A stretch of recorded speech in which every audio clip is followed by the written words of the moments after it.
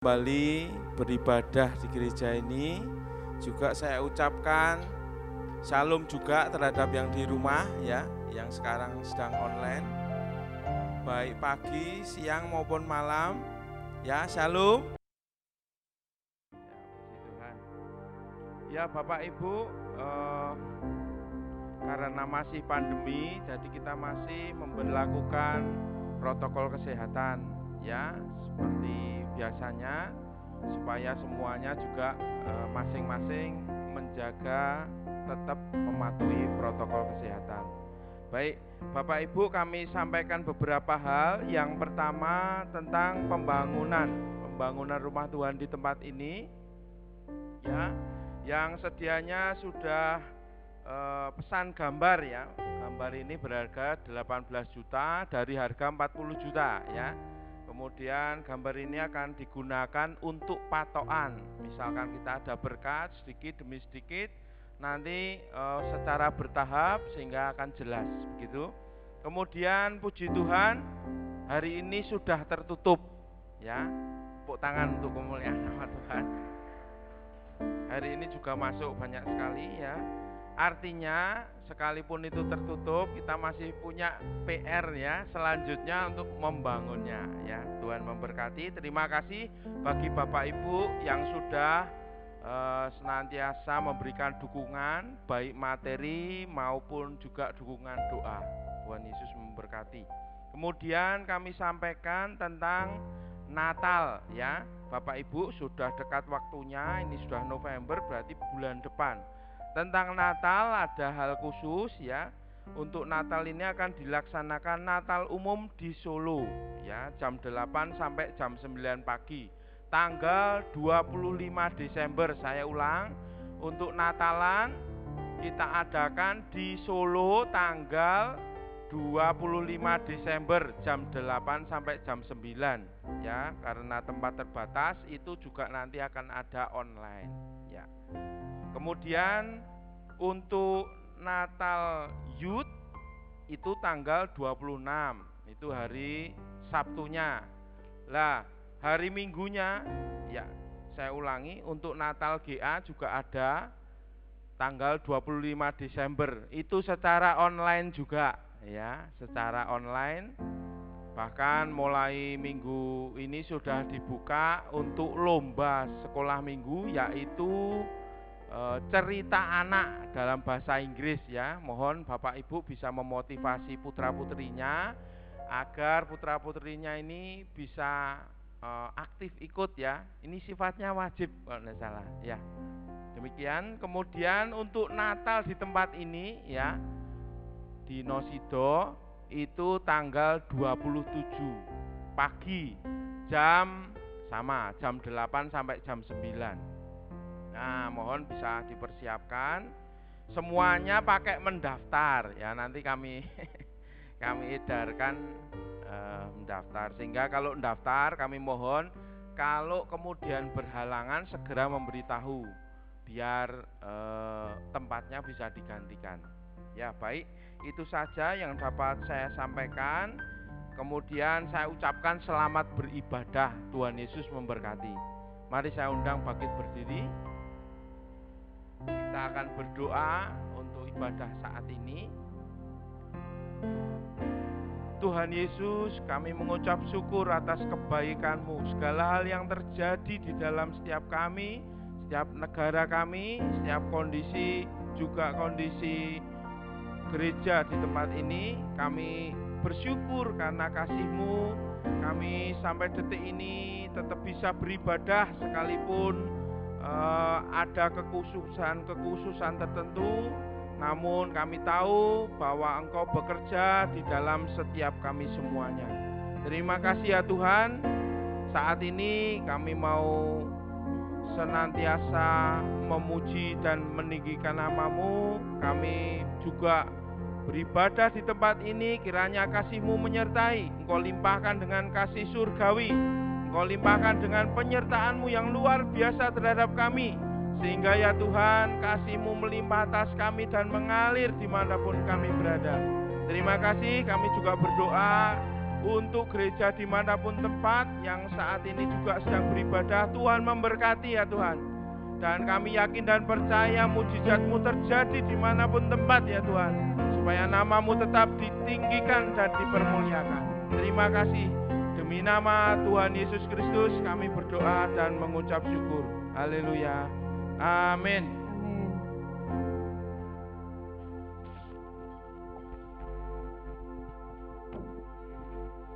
Shalom Bapak Saudara yang dikasih Tuhan. Luar biasa. Saya melihat seberapa yang lambaikan kita bersama-sama. Haleluya. Mari saya undang kita memuji Tuhan, kita bersorak-sorai bagi Tuhan. Amin. Amin. Sebab dalamnya samudra tidak bisa melebihi dalam kasih Yesus. Haleluya.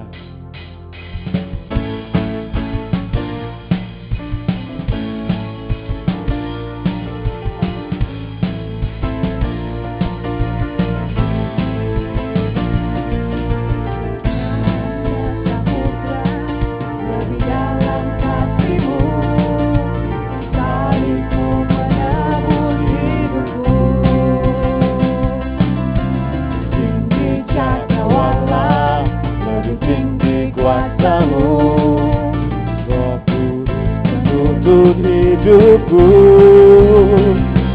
kemuliaan-Mu ya Bapa, meminta dan berkuasa. Hanya Engkau-lah Raja segala raja. Kebesaran-Mu ya Bapa, diagungkan selamanya, karena Engkau-lah Raja segala raja, segala raja.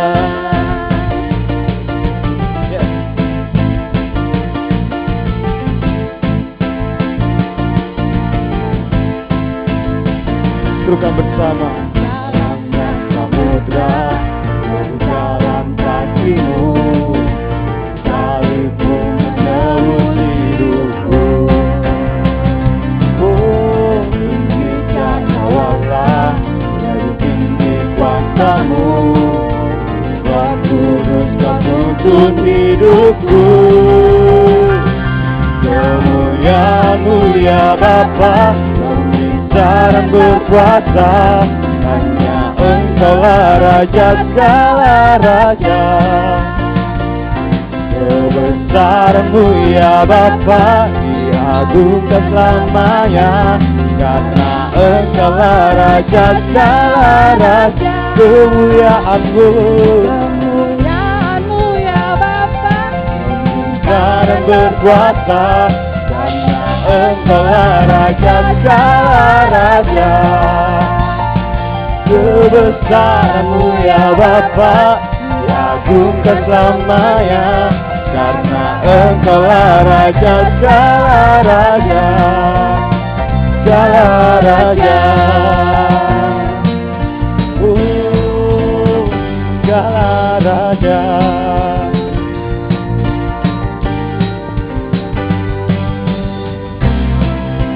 Satu nama yang besar hanya nama Yesus. Katakan amin. Satu nama yang besar hanyalah nama-Mu Tuhan. Gunung batu kekuatan hanyalah nama-Mu Tuhan. Tak terbatas kuasa-Mu Tuhan. Ajaib hebat, Raja perkasa. Kami bawa pujian, nyanyian kemenangan, masuk di gerbang-Mu, hati kami bersuka. Jangan kami serahkan, sorakan kemenangan, terpujilah nama-Mu Yesus Raja, segala raja.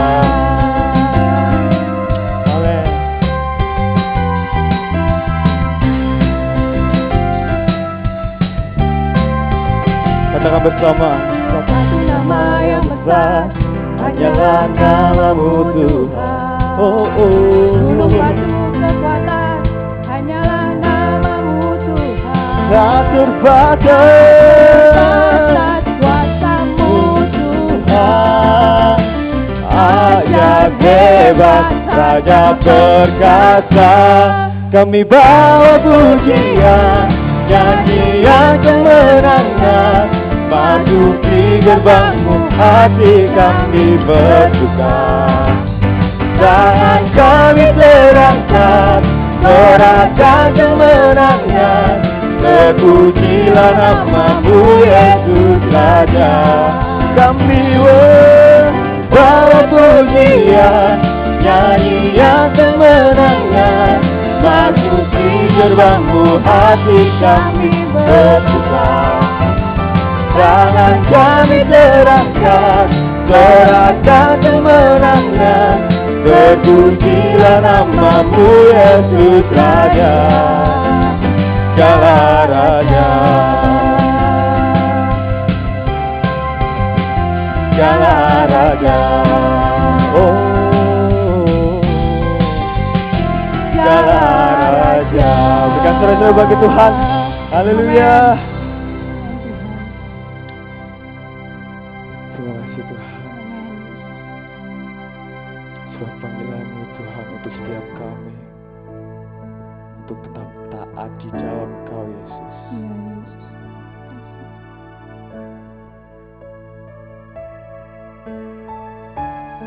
Kami serahkan kehidupan kami, kami serahkan masa depan kami Tuhan, hanya di dalam Engkau.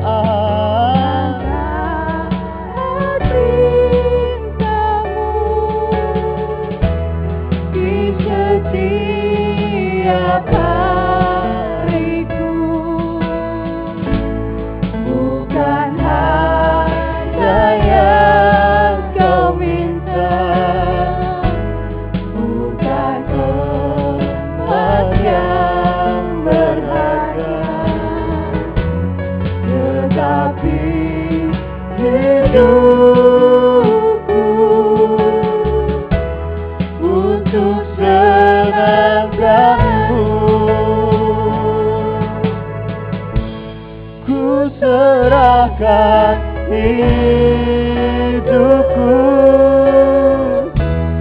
dan masa depanku di tangan-Mu, Yesus. Ajarku mengenal-Mu,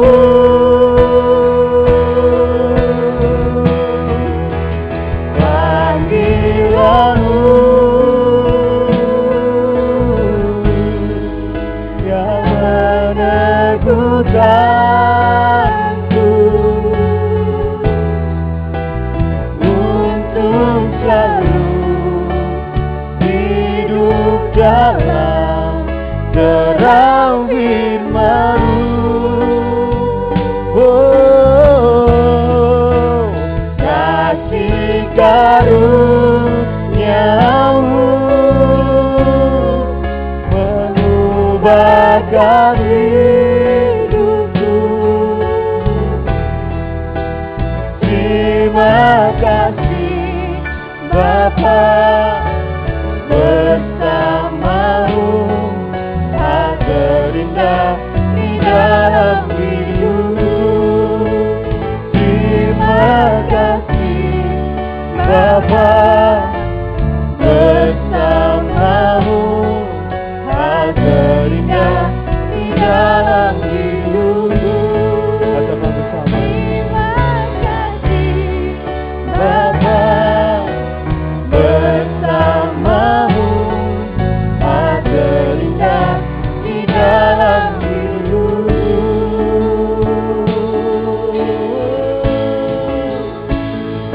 Terima kasih Tuhan, terima kasih Yesus.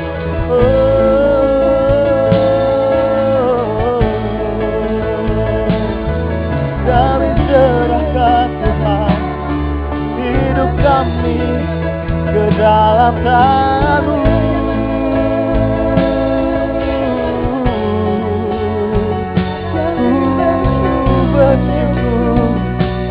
Ku bersyukur punya Allah seperti-Mu, seperti-Mu, seperti-Mu.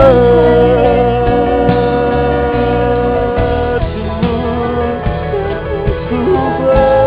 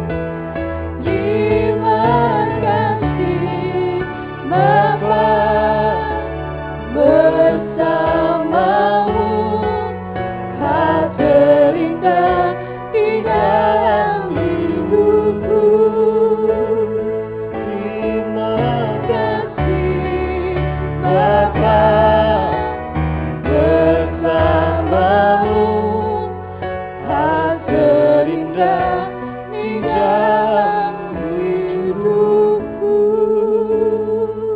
Haleluya. Tuhan, Roh Kudus, tolong kami, bangkitkan perasaan rohani kami, agar nyanyian ini bukan hanya kami ucapkan, tapi merupakan pengalaman dalam hidup kami ini, bahwa ibadah seperti ini adalah satu keadaan yang sesungguhnya terindah, termanis, ternikmat dalam hidup kami, sebab kami percaya Bapa, Putra, dan Roh Kudus hadir di tengah-tengah kami. Kami bisa menikmati hadirat-Mu ya Bapa. Kami bisa menikmati firman-Mu dan mengalami pekerjaan kuasa Roh Kudus-Mu. Kami ingat saudara-saudara kami yang tidak hadir dan juga tidak mau ibadah online. Kami mohon belas kasihan-Mu Tuhan, agar jangan sampai hati mereka makin dikeraskan. Sebab kalau hati dikeraskan pada satu titik, tidak akan bisa bertobat lagi dan Roh Kudus meninggalkannya. Ampuni kami ya Tuhan, yang kurang bisa mendidik anak-anak kami, yang kurang bisa mengarahkan kaum keluarga kami untuk mengasihi Tuhan, untuk mengandalkan Tuhan lebih daripada yang lain. Tuhan, kami mau buka hati kami untuk mendengarkan firman-Mu. Pimpin hamba-Mu dalam menyampaikan firman Allah, kata demi kata, kalimat demi kalimat, agar hamba dapat menyampaikan apa yang menjadi isi hatinya Tuhan. Dalam nama Tuhan Yesus hamba berdoa dan mengucap syukur. Haleluya, amin. Puji nama Tuhan, saudara sekalian. Firman Allah pada saat ini adalah masih melanjutkan firman Allah pada minggu yang lalu. Saya menyampaikan tentang kitab Nabi Hagai, ya, dan ini masih akan dilanjutkan pada minggu-minggu yang akan datang. Ya, berkat atau kutuk. Ya, banyak orang Kristen itu berpikir bahwa karena sudah terima Yesus, sudah dibaptiskan air, dan kita memang hidup dalam zaman anugerah, maka apapun yang terjadi tidak akan mengalami kutuk lagi. Ya, tidak akan mengalami kutuk lagi. Tetapi akan hidup dalam anugerah Allah. Tidak ibadah pun tetap dalam anugerah Allah. Tentu itu pendapat yang tidak benar. Ya. Sehingga banyak orang Kristen sebenarnya sudah keluar dari anugerah dan hidup dalam kutuk. Ya. Dalam 1 Korintus 16 ayat 22, Rasul Paulus menyampaikan firman Tuhan kepada jemaat yang ada di kota Korintus. Ini jemaat karismatik, saudara sekalian. Ya, ini jemaat yang percaya kepada pekerjaan Roh Kudus, bahasa roh, dan 9 karunia roh. Ya, 1 Korintus 16 ayat yang ke-22 mengatakan, siapa yang tidak mengasihi Tuhan, terkutuklah ia. Maranatha. Saya ulangi lagi ya. Siapa yang tidak mengasihi Tuhan, terkutuklah ia. Maranatha. Dalam ayat ini Rasul Paulus tidak bermaksud mengutuki, ya, tidak bermaksud mengutuki, tetapi menjelaskan, ya, jika kita yang telah diselamatkan karena anugerah Tuhan lewat percaya kepada pengorbanannya di kayu salib, kemudian tidak mau mengasihi Tuhan dengan bukti tidak mau menuruti firman-Nya, yang berarti juga menolak kehadiran Tuhan. Maka orang seperti itu akan hidup dalam kutuk Allah. Sebab sesungguhnya karena perbuatannya itu ia telah menolak anugerah Tuhan. Ya, sekalipun kalau nyanyi mungkin menyanyikan, oh besar besar anugerahmu, ya besar besar kasihmu. Kalau nyanyi, tapi dalam praktek hidupnya telah menolak anugerah Tuhan. Ya, Yohanes 14 ayat yang ke-23 mengatakan sebagai berikut. Yohanes 14 ayat yang ke-23.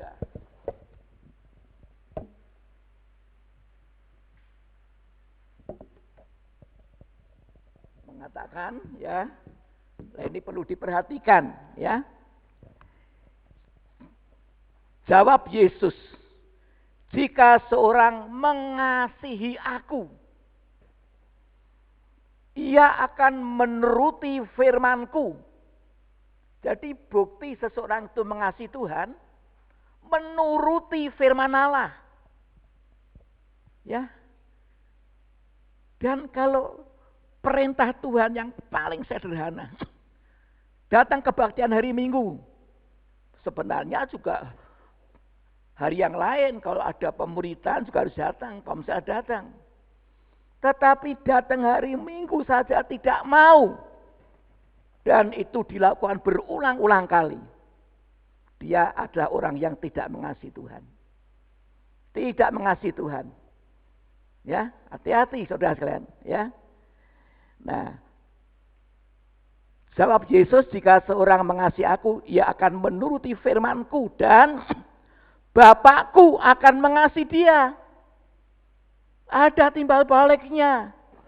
Ya, dan kami, artinya Allah Bapa dan Yesus akan datang kepadanya dan akan diam bersama-sama dengan dia. Jadi kalau ada anak Tuhan tidak mau datang kebaktian hari Minggu, online pun tidak, ibadah keluarga pun tidak, berarti menolak hadiratnya Tuhan.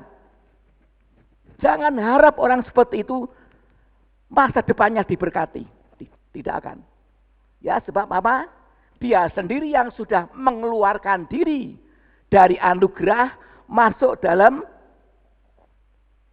kutuk. Allah tidak mengutuki, tapi dia sendiri yang pindah dari suasana anugerah masuk ke suasana kutuk. Ya, nah, ya. Kemudian Rasul Paulus menghubungkan dengan Maranatha, kedatangan Tuhan yang kedua kali. Ya, makin mendekati kedatangan Tuhan yang kedua kali, dunia ini makin bertambah-tambah dalam kutuk.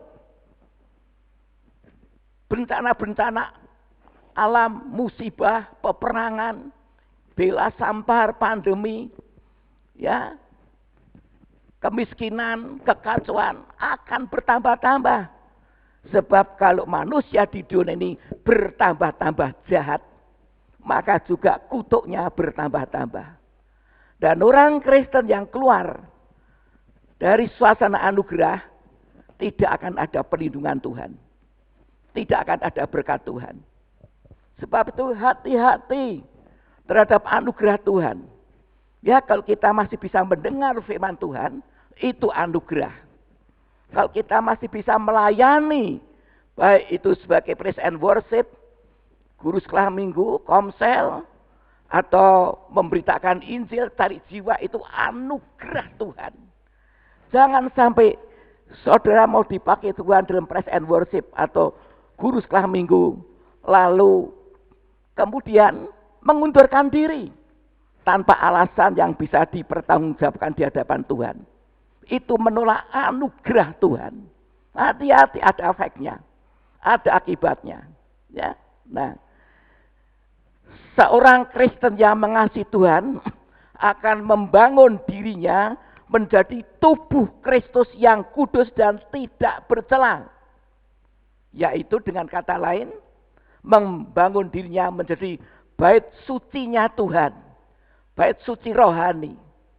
Ya, jadi kalau kita mengasihi Tuhan, ya kita tidak akan membangun diri kita, membangun rohani kita, membangun pelayanan kita agar pelayanan kita makin berkenan di hadapan Tuhan, akan makin diurapi oleh Tuhan, makin berbuah yang benar. Ya, membangun doa, kalau belum penuh Roh Kudus, minta kepenuhan Roh Kudus. Ya, Efesus 4 ayat yang ke-15 dan 16. Efesus 4 ayat 15 dan 16 mengatakan, tetapi dengan teguh berpegang kepada kebenaran di dalam kasih. Kebenaran itu harus di dalam kasih. Ya, kalau kebenaran tidak di dalam kasih, seringkali ada orang Kristen yang membenarkan dirinya sendiri.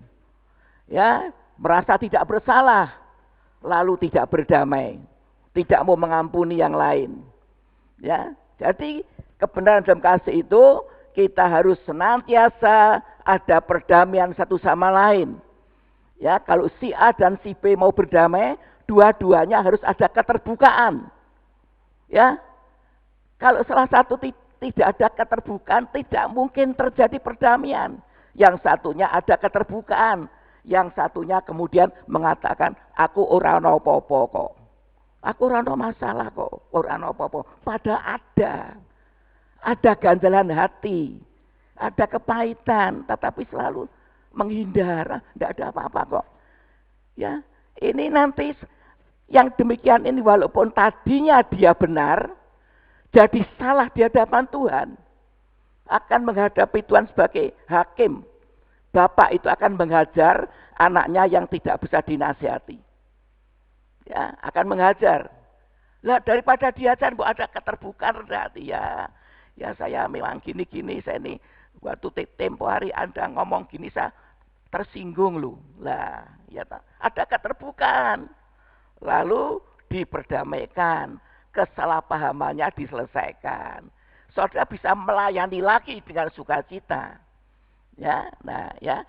Tetapi dengan teguh berpegang kepada kebenaran di dalam kasih, kita bertumbuh lah, baru bisa bertumbuh di dalam segala hal ke arah Dia, Kristus yang ada kepala.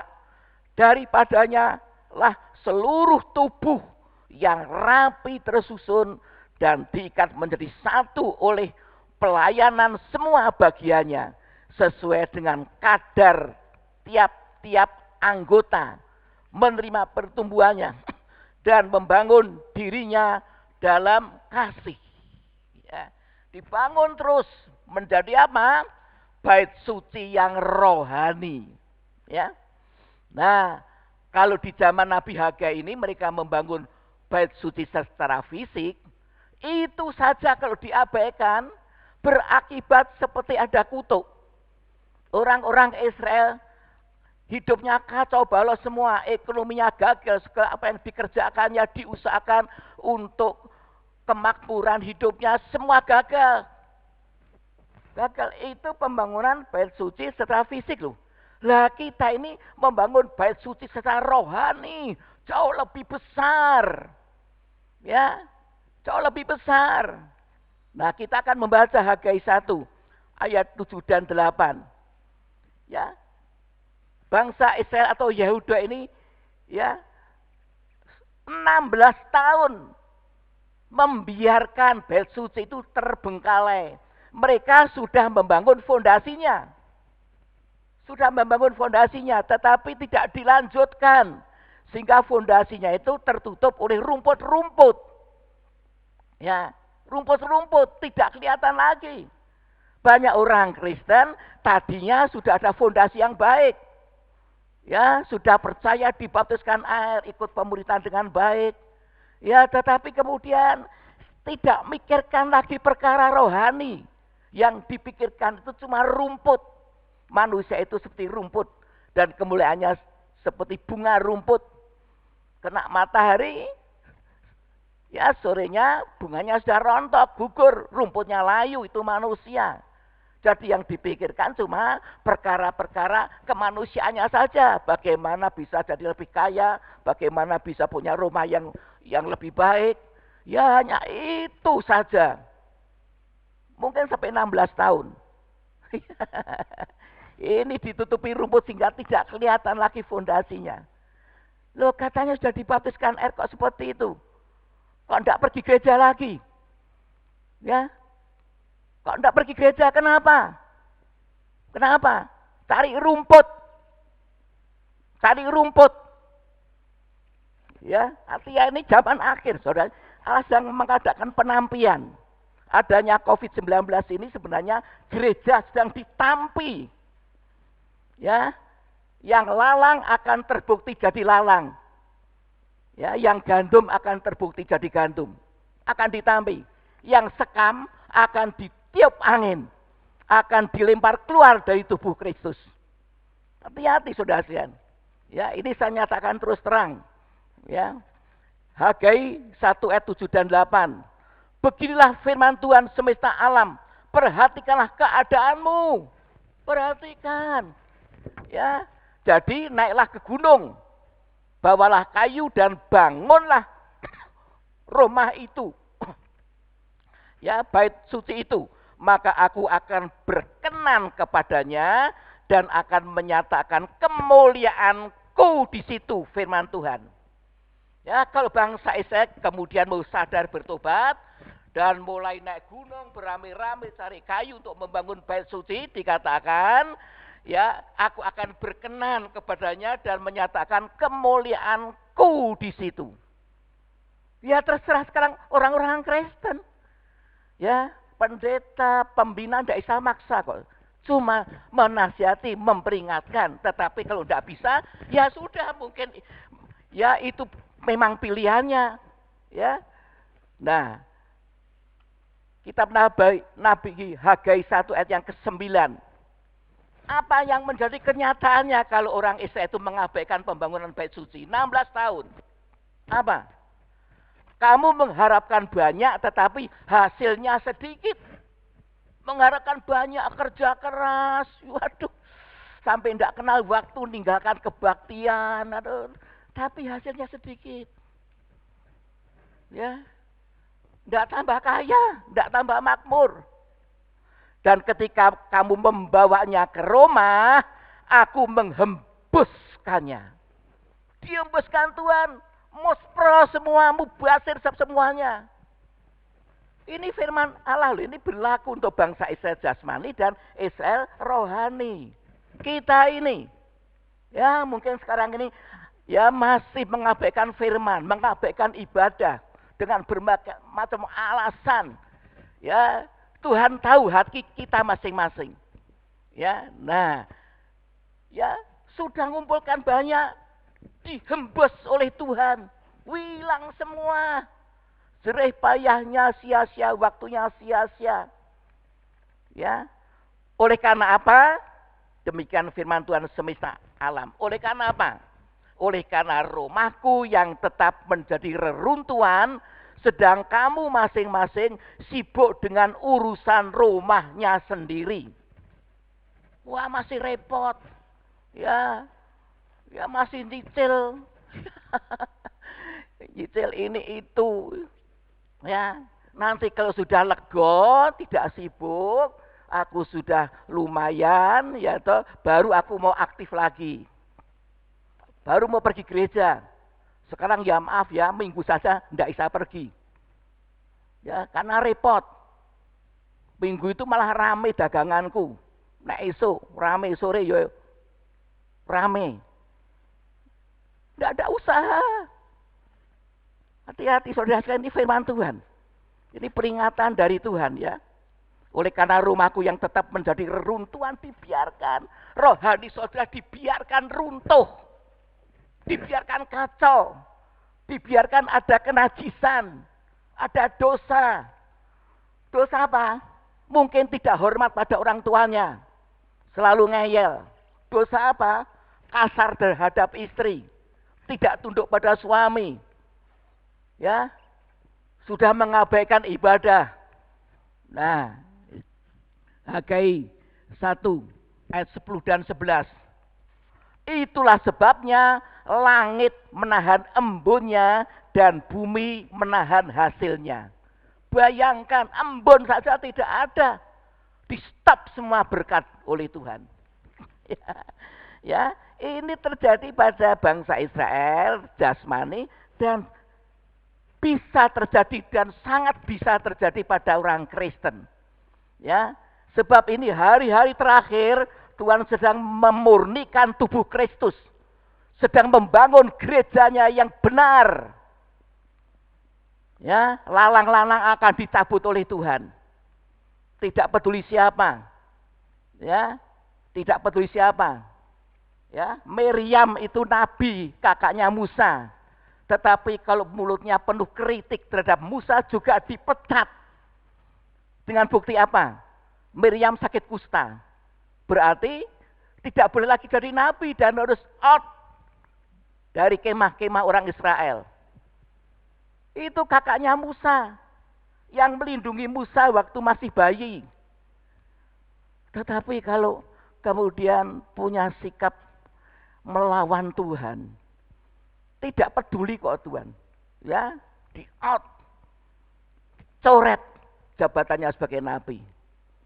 Dan bangsa Israel kemudian tidak bisa berangkat, ya, melanjutkan perjalanannya.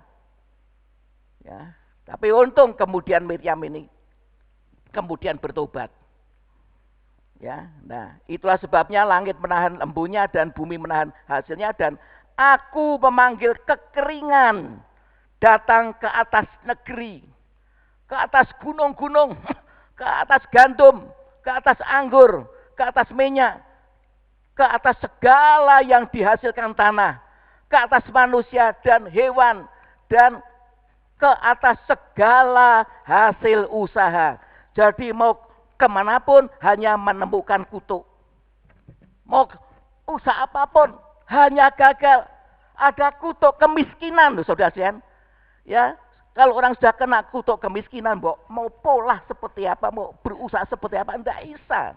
Terus miskin kecuali bertobat dengan betul. Ya, jadi jangan kita ini meremehkan ibadah. Ya, kita masih bisa beribadah seperti ini, anugerah Tuhan. Ya, walaupun mungkin ada bahaya COVID-19, tapi atasi itu, taati peraturan kesehatan dari pemerintah, taati. Kita hanya mengalami ancaman COVID-19 di Tiongkok, saudara sekalian. Bukan ancaman COVID-19, ditangkap. Ya, gereja di bawah tanah itu. Ya, ditangkap oleh intel-intel dari partai komunis. Ditangkap, dan kalau sudah ditangkap itu saudara sekalian tidak. Nasibnya gimana tidak tahu. Mungkin dipenjara seumur hidup sampai mati. Di Korea Utara apalagi. Ya, tetapi mereka tetap berusaha datang ibadah. Ya, sambil berdoa, sambil pakai hikmat supaya tidak tertangkap. Itu lebih celaka daripada kena COVID-19. Tapi mereka ada usaha untuk datang ibadah. Ya, ada usaha untuk online. Ya. Karena Kristus itu menyelamatkan kita juga sampai mati, disiksa, dianiaya, di kayu salib. Mosok kita ini sengsara sedikit tidak dapat uang saja, sudah tidak mau. Wah, kalau ibadah aku tidak dapat uang nanti. Aku kerja kok. Waduh, saudara sekalian, Yesus itu telah berkorban, dipermalukan, ditelanjangi supaya kita ini diperkaya oleh Kristus. Bukan hanya kekayaan jasmani yang fana, tapi kekayaan ilahi. Ya, lah kita harus berubah. Kenapa? Berubah dengan cepat kenapa? Lah besok mati tidak ngerti kok. Bayangkan kalau kita mati belum bertobat. Kalau kita mati baru undur dari Tuhan. Baru kepahitan, baru konflik dengan sesama rekan sepelayanan. Nah, seperti apa nanti? Ya, kita tidak main-main loh hari-hari terakhir ini ya. Nah, ya. Kisah pembangunan bait suci dalam perjanjian lama ini mempunyai pengertian-pengertian rohani untuk kita yang hidup dalam zaman perjanjian baru. Kita membangun bait suci rohani yang jauh lebih besar, yaitu tubuh Kristus. Ini mega proyek Allah. Jadi kalau ratusan juta orang di luar sana tidak ngerti ini, saudara ngerti. Saudara diajarkan tentang mega proyek Allah ini. Saudara dapat anugerah kemurahan Tuhan.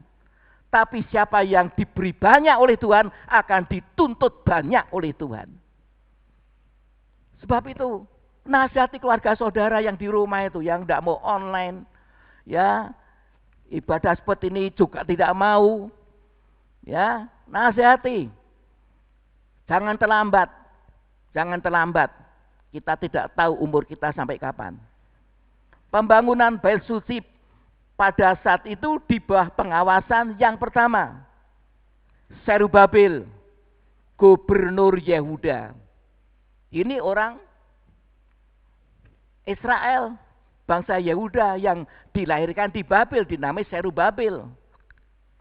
Tapi kemudian diangkat oleh Tuhan jadi gubernur Yehuda. Ini merupakan bayangan Tuhan Yesus sebagai raja. Ya, kalau sekarang ya kita diawasi oleh Yesus sebagai raja. Kalau dulu zamannya Hagai ini diawasi oleh Zerubabel, gubernur Yehuda. Ini merupakan bayangan profetik Yesus sebagai raja. Yang kedua, Yosua imam besar. Yosua bin Yosadak, dia imam besar. Itu bayangan Tuhan Yesus sebagai imam besar. Yang ketiga, juga diawasi oleh Hagai, seorang nabi. Bayangan Tuhan Yesus sebagai nabi.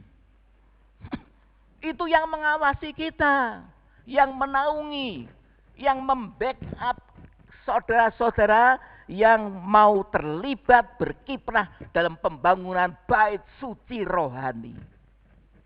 Ya, keluarga kita itu adalah bait suci rohani. Ya, jangan pikir kalau sudah kawin ya sudah bar. Wah, waktu mau menikah minta-minta diberkati di gereja. Ya, ada perjanjian nikah di gereja dengan Tuhan. Tapi setelah menikah tidak mau datang gereja. Itu berarti ngenyek Gusti Allah, saudara-saudara. Menghinakan Tuhan. Sudah janji dalam pemberkatan nikah, istri harus tunduk pada suaminya seperti kepada Tuhan, harus setia. Wah, setelah menikah memusuhi terus, tidak menghormati. Ngenyek Gusti Allah. Hei suami, kasihlah istrimu bagaimana Kristus mengasihi jemaatnya.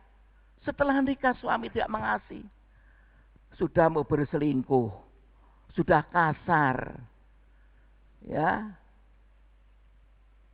gimana itu? Ya, pemberkatan nikah di gereja itu sakral.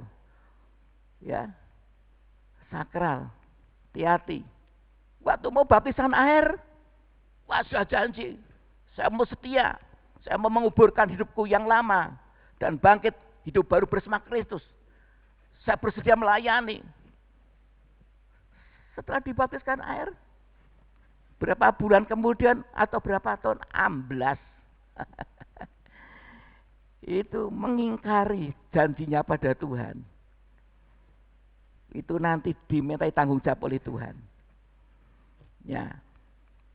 Maka jika kita menaati perintah Tuhan, membangun kehidupan kita sebagai bait sucinya Tuhan, maka Tuhan Yesus sebagai Raja, Imam Besar, dan Nabi akan menaungi kita.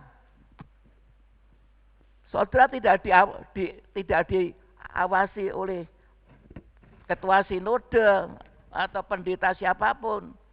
Tapi Tuhan Yesus sebagai kepala gereja, dia Raja, Imam Besar, dan Nabi.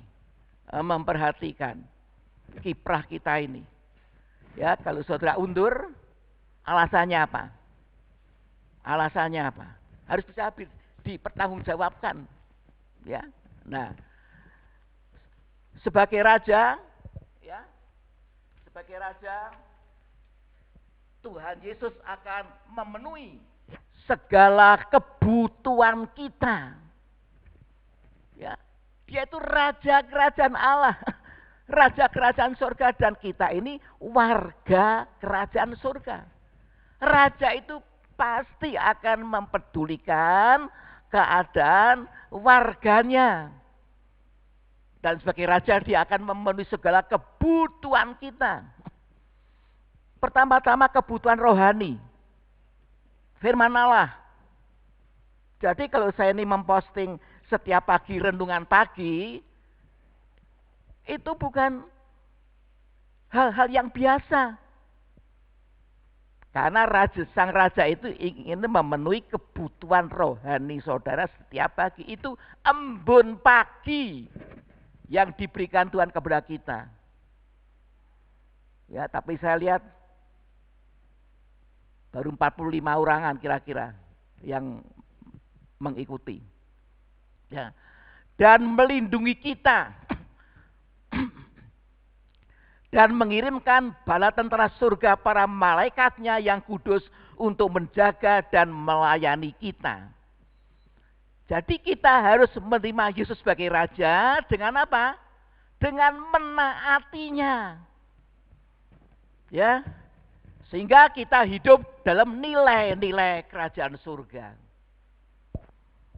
Kalau saudara di Australia harus menaati hukum undang-undang di Australia. Ya toh, tidak bisa semuanya sendiri. Ya. Kalau kita sebagai warga kerajaan Allah, kerajaan surga juga harus menaati hukum-hukum dan nilai-nilai kerajaan Allah. Dan itu baru bisa kita taati kalau kita ini mengerti. Harus mengerti firman. Lah kalau melanggar bagaimana? Karena tidak ngerti. Ya tetap dihukum. Ya coba. Saudara di Singapura sana. Nah, terus membuang sampah atau membuang kotoran ya di pinggir jalan, terus ditegur polisi, ya jadi urusan hukum. Lalu saudara mengatakan, lah saya tidak tahu kok, kalau saya di negeri saya boleh kok, tidak apa-apa kok. Saya tidak tahu, di sini tidak boleh. Apa lalu bebas dari hukuman? Tetap dihukum, tidak bebas, saudara lihat ya. Ya, tetap dijatuhi penghukuman. Kita juga begitu, ngerti tidak ngerti, kalau kita melanggar nilai-nilai kerajaan Allah tetap dihukum. Oh, saya tidak ngerti kalau nikah Kristen itu suami harus mengasihi istri, ya tidak boleh ada wanita lain, tidak ngerti oh. Ya tetap dihukum. Ya, jadi saudara jangan salah paham mendengar doa Yesus di kayu salib itu. Ya Bapa, ampunlah mereka karena mereka tidak mengerti apa yang diperbuatnya. Lalu nek ngono, nek ora ngerti, yuk kita berbuat dosa, yuk diampuni. Enggak, saudara sekalian. Tidak. Ya, mereka itu nanti akan dijadikan ngerti 50 hari kemudian. Ketika Petrus yang penuh Roh Kudus dan 12 murid Tuhan dipenuhkan Roh Kudus, mereka menyampaikan firman Allah di Yerusalem. Ya, 3.000 orang bertobat, kemudian 5.000 itu saja laki-laki, belum terhitung wanitanya. Yang tadinya tidak ngerti dijadikan ngerti, yang disalibkan itu Mesias, Yesus, juru selamat. Nah, kamu harus bertobat. Harus minta ampun. Nah, baru diampuni. Kalau tidak mau bertobat ya tetap dihukum. Ya. Jadi, ya dia sebagai raja itu harus dihargai. Menjadi raja bertahta di hati kita. Jangan setan yang bertahta. Mamon yang bertahta. Pikirannya dikuasai iblis, dikuasai roh-roh dunia.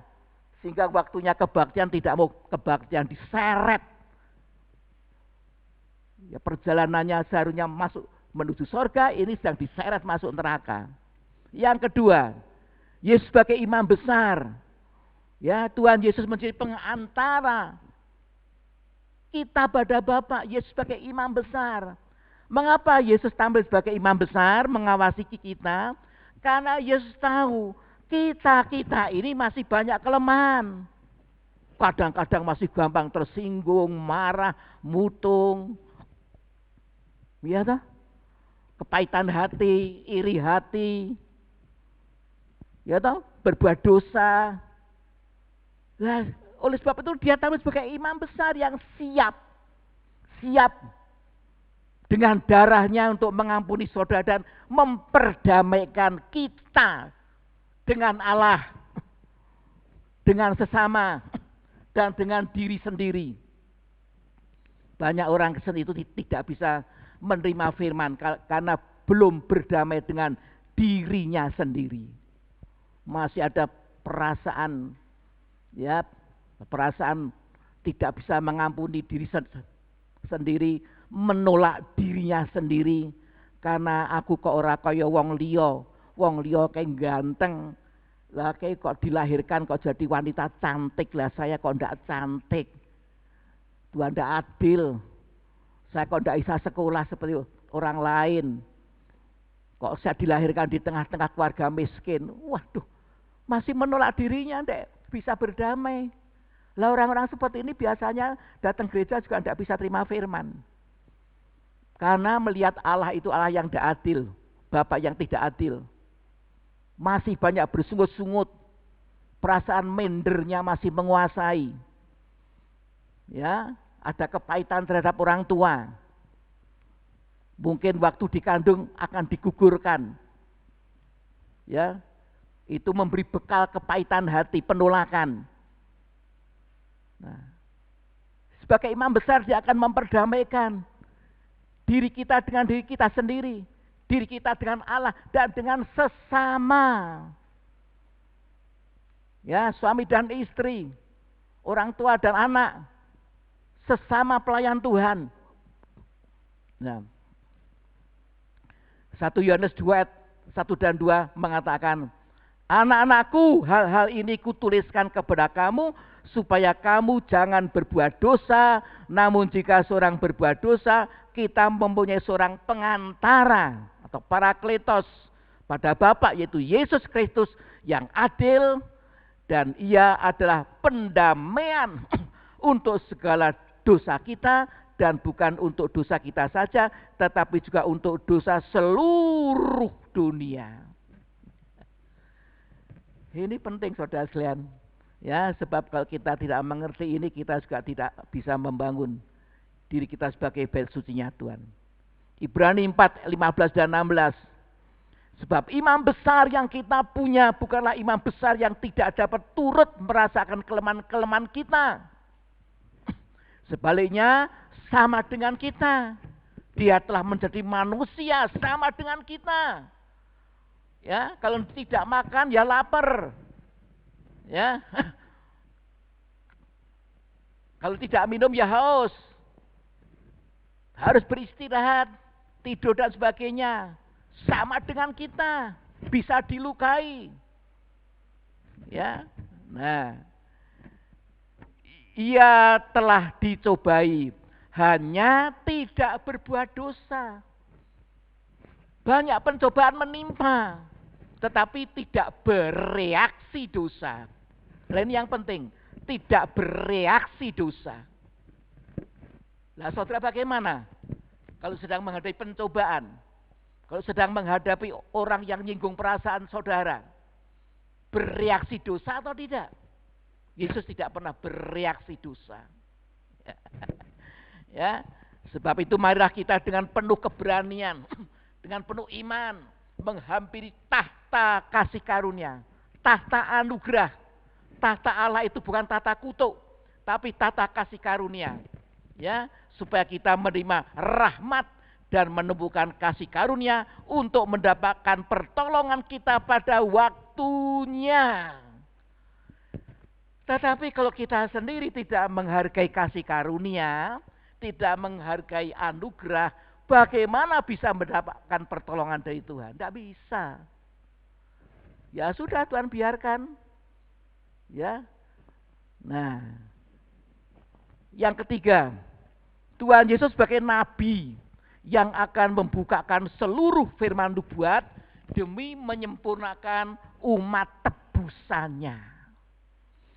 Ya, dari kita sekarang ini ya harus menjadi gereja yang kenabian, gereja profetik yang bisa mengikuti terus perkembangan firman nubuatan, dan kita juga bisa dipakai Tuhan untuk menyalurkan kepada orang lain. Yohanes 20 ayat 10 dan 11.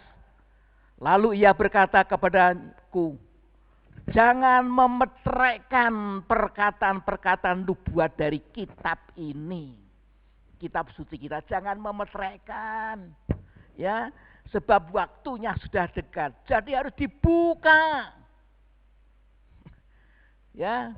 Jadi saudara, ibadah itu harus dalam suasana pembukaan firman Allah, bukan sekedar mendengar khotbah. Ya. Bukan sekedar asal sudah dengar khotbah sudah pulang selesai. Tapi harus firman itu dibukakan. Ya, sebab waktunya sudah dekat, betul-betul sudah dekat. Ya, kalau saudara hidup dekat dengan Tuhan akan bisa merasakan ini. Ya, kedatangan Tuhan betul-betul sudah di ambang pintu. Kalau saudara hidup dekat dengan Tuhan, kalau tidak akan bisa merasakan. Ya toh? Makanya tidak beribadah ya biasa-biasa saja. Tidak gelisah, tidak merasa bersalah. Ya. Ya, itu seperti Hofni dan Pinehas, anaknya Imam Eli. Ini dua anak ini tidak punya rasa hormat pada Tuhan, tidak punya rasa takut. Tapi Imam Eli, ayahnya juga tidak tegas. Tidak tegas. Memanjakan. Sungkan negur anaknya sendiri. Banyak orang-orang tua sekarang kan kehilangan otoritas. Negur anaknya sendiri yang salah-salah kok sungkan. Loh kok nek tak tegur malah ngamuk. Loh nek ngamuk dia menghadapi Tuhan. Kok malah ngamuk piye? Lesu. Minggat saka omah piye? Waduh. Saudara terintimidasi oleh setan. Ya. Akhirnya Imam Eli bagaimana? Mati juga. Kaget karena kemuliaan Allah telah meninggalkan Israel. Tabut perjanjian Allah dirampas bangsa Filistin. Kaget sampai jatuh dari kursinya. Lehernya patah, mati. Ya. Nah. Barang siapa yang berbuat jahat, biarlah ia terus ia berbuat jahat. Barang siapa yang cemar, biarlah ia terus cemar. Ini adalah orang-orang yang menolak firman nubuatan. Ya, menolak Yesus sebagai raja, imam besar dan nabi, maka akan dibiarkan Tuhan. Ya, biar terus. Roh Kudus tidak mengetuk hatinya lagi.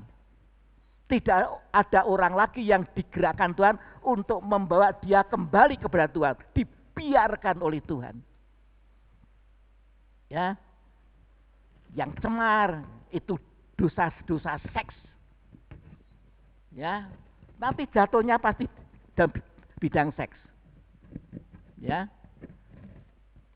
Dan barang siapa yang benar, biarlah ia terus berbuat kebenaran.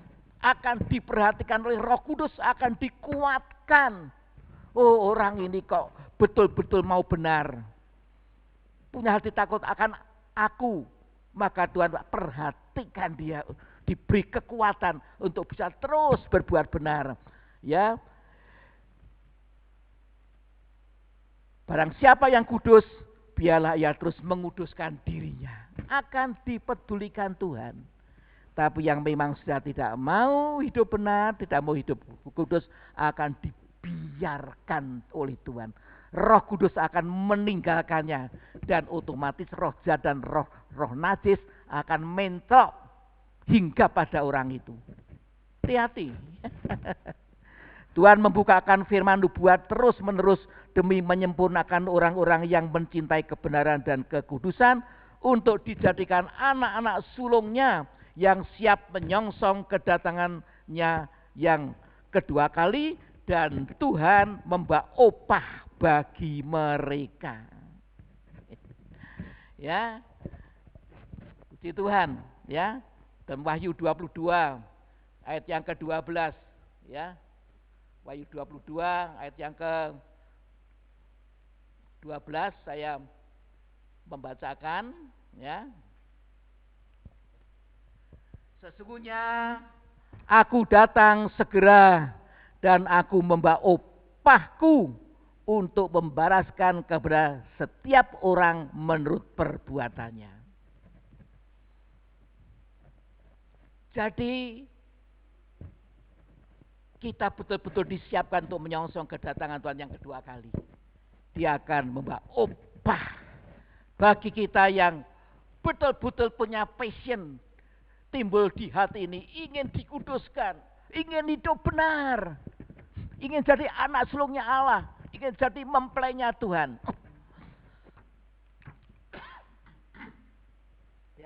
Bagi mereka yang menolak firman nubuat, mereka akan dibiarkan terus-menerus dalam dosa kecemaran, dosa seks, dan berbagai kejahatan, sehingga sempurna berwatak iblis. Mereka akan menerima penghukuman Allah dan binasa kekal. Sebab itu dalam kitab Wahyu Tuhan sudah mengingatkan. Ya, dalam kitab Wahyu pasal pertama Tuhan sudah mengingatkan. Ya, berbahagialah ia yang membacakan, ya, anaginoskon, membacakan dengan suara keras, dan mereka yang mendengarkan kata-kata nubuat ini dan yang menuruti apa yang tertulis di dalamnya, sebab waktunya sudah dekat. Ya, itu Wahyu 1 ayat yang ketiga. Tetapi tetap saja ada orang Kristen, aduh, ya, aku enggak percaya. Enggak percaya. Ya. Yeskiel 12 ayat 26 sampai 27 ayat terakhir. Ya, silakan WL singer pemusik untuk siap-siap. Yeskiel 12 ayat 26 sampai 27. Lalu datanglah firman Tuhan kepadaku, hai anak manusia, lihatlah kaum Israel berkata, penglihatan yang dilihatnya itu harinya masih jauh, nubuatan yang diucapkannya masih lama. Masih lama, masih jauh. Ya, enggak percaya aku. Ayat yang ke-28, oleh karena itu katakanlah kepada mereka, beginilah firman Tuhan Allah, tidak satu pun dari firmanku akan ditunda-tunda. Apa yang kufirmankan akan terjadi, demikianlah firman Tuhan Allah. Tuhan tidak akan menunda-nunda. Bahkan ayat firman Allah mengatakan Tuhan akan mempercepat kedatangannya. Sebab itu, ya, cepatlah kita bertobat. Ya, jangan biarkan ada anggota keluarga kita yang undur, yang seenaknya. Tegur mereka, nasihati. Ya, buang itu pola pikir yang salah di hadapan Tuhan. Selamatkan seluruh keluarga kita. Ya, mari kita akan masuk ke dalam doa.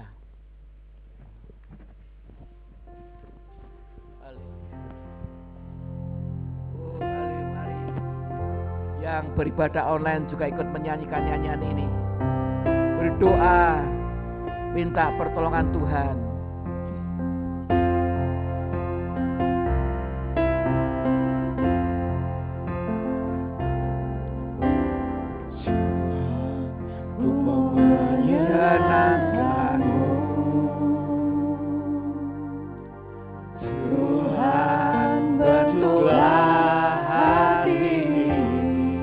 Mari kita bersama berdiri. Jadi berjalan untuk hormat-Mu, cemerlang bagai emas murni. Tuhan, ku serahkan hatiku. haleluya. Semua ku berikan padamu, kuduskan hingga turun selalu, agar aku menyenangkanmu, menyenangkanmu, senangkanmu. Hanya itu kerinduanku, menyenangkanmu, senangkan hatimu. Hanya itu kerinduanku. Tuhan, ku mau menyenangkanmu. Tuhan, ku mau menyenangkanmu. Haleluya, haleluya. Tuhan, bentuklah hati ini, Amin. jadi berjaya untuk hormat-Mu, cemerlang bagai emas murni. Tuhan, ku serahkan hatiku, Amin. semua ku berikan padamu, kuduskan hingga dulu selalu, agar aku menyenangkanmu, menyenangkanmu, senangkanmu. Hanya itu kerinduanku, menyenangkanmu, senangkan hatimu. Hanya itu kerinduanku, Menyenangkanmu. menyenangkanmu, senangkanmu. Hanya itu kerinduanku, menyenangkanmu, senangkan hatimu. Hanya itu kerinduanku. Haleluya. Bapa yang di surga, Tuhan Yesus Roh Kudus, tolong setiap pribadi kami ya Tuhan, agar kami dapat merealisir nyanyian ini ya Tuhan, menjadi kenyataan dalam hidup kami. Ampuni Tuhan, kalau pada masa-masa yang lampau kami banyak mendukacitakan Roh Kudus, menyakiti hati Tuhan. Ampuni kami ya Tuhan. Oh Tuhan Yesus, tolong ya Tuhan. Haleluya. Berikan kepada kami otoritas dan wibawa untuk menasihati seluruh keluarga kami.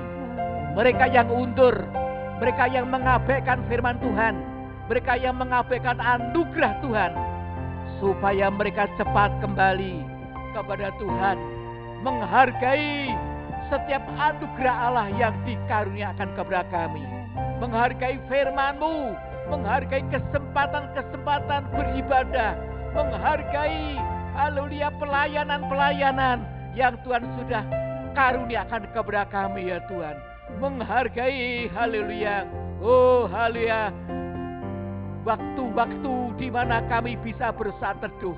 Itu semua anugerah Tuhan. Jangan sampai kami Tuhan menolak anugerah-Mu sehingga kami berada di bawah kutuk. Tuhan, tolong kami sekalian, ampuni kami, sadarkan setiap pribadi kami, sadarkan setiap anak-anak kami ya Tuhan. Oh terima kasih Bapak, terima kasih Tuhan. Pada kesempatan ini kami juga mendoakan untuk hamba-Mu Bapak Markus Sulardi, haleluya, yang terkena COVID-19, sudah 1 minggu ini berada di isolasi di rumah sakit Dr. Un. Tuhan, Engkau akan tolong. Haleluya, nyatakan kuasa mujizat-Mu. Musnahkan semua COVID-19 itu. Pulihkan kesehatannya Bapak Markus Suradi ini. Juga istri dan anak-anaknya yang diisolasi di rumahnya. Engkau lindungi, Engkau haleluya, pulihkan kesehatannya. Musnahkan semua COVID-19 di dalam nama Tuhan Yesus. Terima kasih Tuhan. Bila mana sebentar kami akan memberi persembahan, pimpin kami supaya kami boleh memberi persembahan dengan hati yang penuh syukur, dengan haleluya iman dan haleluya kehidupan yang berkenan di hadapan Tuhan. Terima kasih Tuhan. Sebentar bila mana kami menyelesaikan ibadah ini dan pulang ke rumah masing-masing, Kau lindungi sertai kami. Haleluya, berkati keluarga kami, anak-anak kami semua Tuhan, tetangga kami juga Engkau berkati semua. Dijaga, dilindungi dari merajalelanya COVID-19. Berkati pemerintah bangsa dan negara kami agar bisa mengatasi pandemi ini dan juga dapat mengatasi haleluya keadaan resesi ekonomi. Indonesia dibangkitkan, Indonesia dipulihkan oleh Tuhan. Terima kasih. Mari angkat kedua tangan kita pada Tuhan. Kekasih-kekasih Tuhan, terimalah berkat kasih dari Allah Bapa, anugerah damai sejahtera dalam Yesus Kristus, serta persekutuan dalam pribadi Roh Kudus menyertai saudara sekalian di dalam nama Tuhan Yesus Kristus. Berkat perlindungan Tuhan, haleluya, pemeliharaan Tuhan dilimpahkan kepada saudara. Yang percaya katakanlah amin. Terima kasih.